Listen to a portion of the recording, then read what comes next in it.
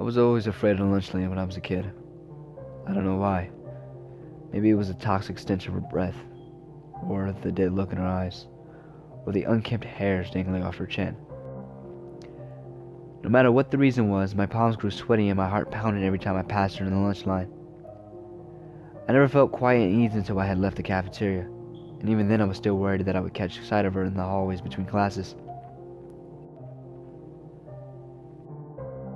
One day I got into a fight with another kid named Jeremy, and we both received attention. It was his fault, really. I had been passing him in the hall when he quickly stuck out his front in front of mine and sent me sprawling to the ground, all my books flying through the air. Samantha, the girl I had a crush on, happened to be standing in the hallway when it happened, and she joined everyone else in laughing and pointing at me. My rage got the best of me, and Jeremy and I were soon throwing punches at each other. After the teachers broke up our fist fight, we were sent to the principal's office. Long story short, I would be spending my Saturday school filling out worksheets instead of playing video games with my friends. Saturday came, and my mother, rather unpleased to be up so early, dropped me off outside the school doors at 8 in the morning. I walked in and found my way to room 126, where detention was always held. Jeremy was already there, sitting at a desk, along with 2 other kids. One of them was Nick, the dumb ape who was a quarterback for our football team, and the other, a quiet girl in glasses. I found myself a seat at a comfortable distance from everyone else. No one spoke a word. The only one in the room was a deafening ticking of a clock. I quickly grew bored after a few minutes, so I spun around in my chair and faced Jeremy. "Do you know who's running detention today?" "Kowalski, I think." "Mrs. Kowalski?" I repeated, gulping. But Jeremy didn't have to affirm it. Immediately, the all too familiar odor of her breath filled my nostrils, and the hairs on the back of my neck stood straight up. I slowly turned around, and in walked the lunch lady with a pile of worksheets under her arm. "Now you turds listen," she commanded in a thick accent. "I really didn't want to be here today, so I don't want any trouble. I want to pass out these worksheets, and you all aren't going to make a peep. Understand?" We all nodded our heads. "Good. The first moment something goes wrong, one of you is going in the oven." Then she laughed heartily and left us alone in the room. I shuddered as I tried to shake off the image of her hairy chin and flappy arms. We all sat silently in a room for about 45 minutes filling out our worksheets. The lunch lady still hadn't returned by that time, so we took the risk of chatting quietly. That lunch lady must be the ugliest living thing I've ever seen," Jeremy chuckled. "I bet she's so hairy, when you take off her pants, you can't tell if she's a man or a woman," Nick replied, snorting. No one laughed. "She hasn't even come back to check on us once," Jeremy continued. "I bet she just went home as soon as she left the room. Come on, we should see if we can sneak out." He had stood up from his desk. We all heard the sound of grinding metal and hissing steam coming from someone in the building. Everyone froze. I had easily recognized that sound. "That came from the cafeteria," I said. "Someone's starting up the ovens." "Why the hell would someone turn on the ovens?" Nick asked. "It must be Kowalski," Jeremy said. "Maybe she got hungry. Maybe she's getting the ovens ready so she can cook one of us up." "And you'd be the first person she'd throw in," I replied, playing along. But in reality, I was rather unnerved. Why would she start the ovens right now? Surely she could have just packed a lunch. Maybe she actually enjoyed eating the greasy shrimp and cardboard pizza they always serve for lunch. We tried to go back to our work, but at this point it was impossible to try and concentrate again, even for the quiet girl. We finally decided that we should send one person outside the room to check if the coast was clear. Jeremy tore up one of his worksheets into 4 pieces and wrote one of our names on each. Then he shuffled the names in his hand and turned to Nick. "Pick one." Nick took one of the pieces from Jeremy's hand and flipped it over. "Ashley," he read. The quiet girl's face froze with fear. "Oh, come on, guys, don't make her do it," I said. "Then you go," Jeremy replied. "No way," I answered. "It was your idea. You should go." "Shut up already, you pussies," Nick interrupted. "I'll go." He left the room and disappeared down the hall. We all gathered at the doorway waiting for him to return. A few silent minutes passed. The suspense grew unbearable. I was about to tell the others that we should go back in the room when Nick appeared in the hall. In the hallway. He glanced over his shoulder and motioned us to come with him. for us to come to him. I quietly shut the door and we all tiptoed down the hallway, looking all about us. We finally reached Nick. "I circled the whole part of this building," he whispered to us. "She's nowhere in sight. If we're quiet, I think we can make it to the front door without being noticed." "Let's do it," Jeremy said. He took the lead and the rest of us followed. We slowly made our way through the building, staying close to the walls, listening closely for any approaching footsteps. The noise of the kitchen equipment was still traveling through the halls. We finally reached the front doors. "Let's get out of here," Jeremy said. He pulled the door handle. The door handle wouldn't budge more than half an inch. He kept pulling on the doors, but they were stuck. "What the hell?" "It's chained," whispered Ashley. "Let me try."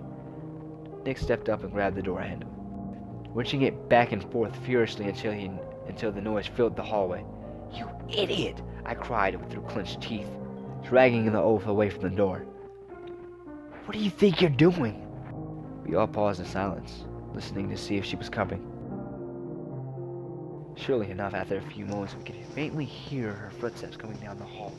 She was approaching swiftly. "Run!"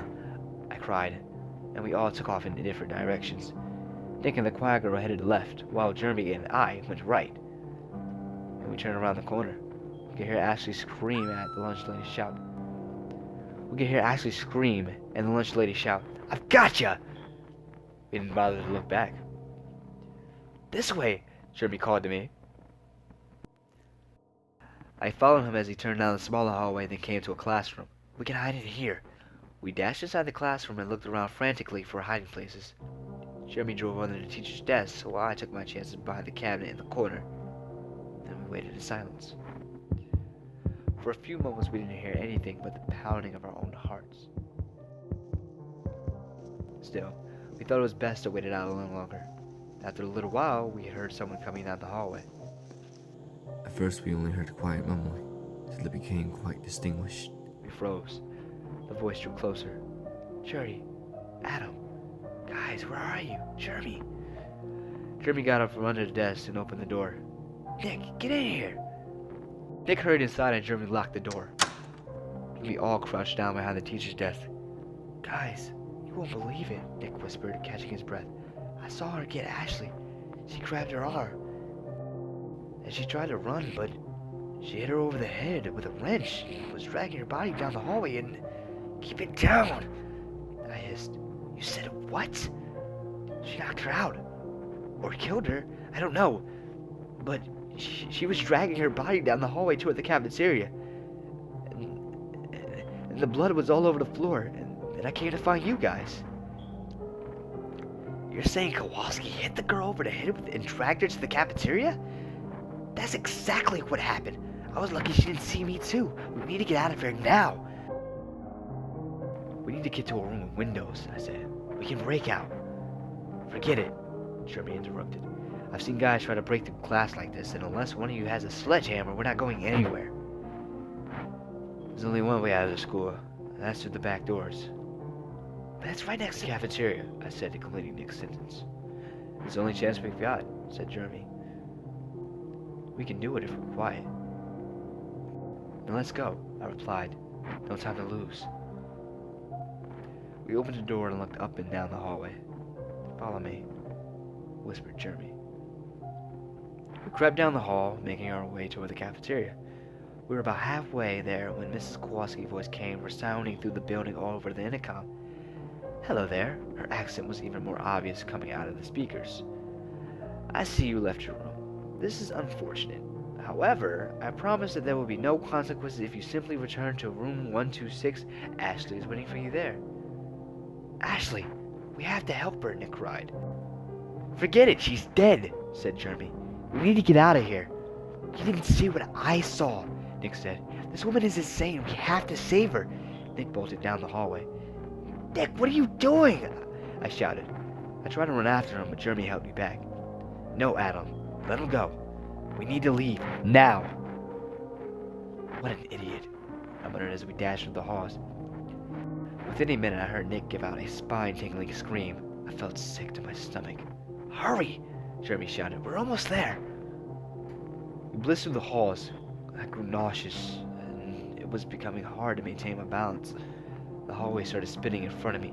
Come on, we're almost there. And we turned the corner, and there it was. Back. Entrance. We made it! Cried Jeremy. Let's get out of here!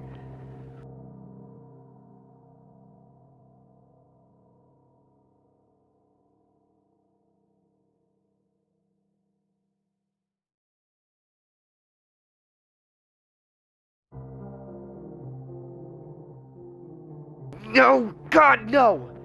Jeremy screamed as he continued to yank back and forth on the door handles. Meanwhile, I laid on the cold floor, looking down the hall. The cool linoleum felt good against my burning cheek. My stomach was still churning. And then, out of the corner of my eye, I saw a pair of black boots appear at the end of the hallway. I looked up and she had arrived. Jeremy was now wildly throwing himself against the doors. Then she slowly approached step by step, yielding a bloody wrench in her hand. It was too late. It was all over.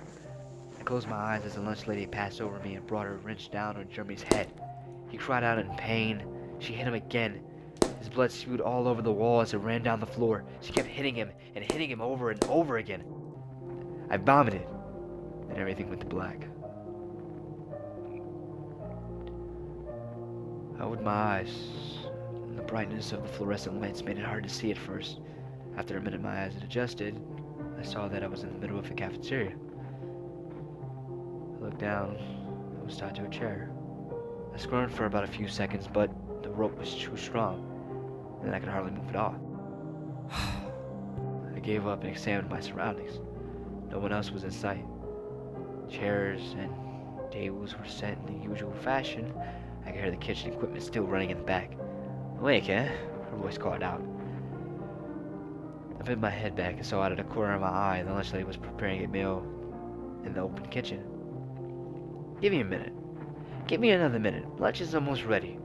I squirmed around a little more, but the ropes were as tight as ever. I then sat still, patiently waiting. After a minute or two, the lunch lady came out. She was carrying a plate covered with napkins. Did you have a nice nap? She asked me with a disgusting accent. I remained silent. She set the plate down on the nearby table. You know, I could have killed you too. But out of the goodness of my heart, I decided to spare you. And on top of that, I've even cooked you a delicious meal. I remained silent. So what, I get no thank you? Is this how I'm being treated for feeding you? Is this how I am repaid for sweating away in a hot, dirty kitchen all day? She paused. You know, I've worked this job for 19 years, and you turds are all the same. You come in line, you take your food, you walk away, and no thank you. You say, ew, she's smelly and weird. Forget that she cooks a delicious lunch. Well, that is over now. No more. I still remained silent. Then the lunch lady came behind me and pushed my chair to the table, right where the plate sat.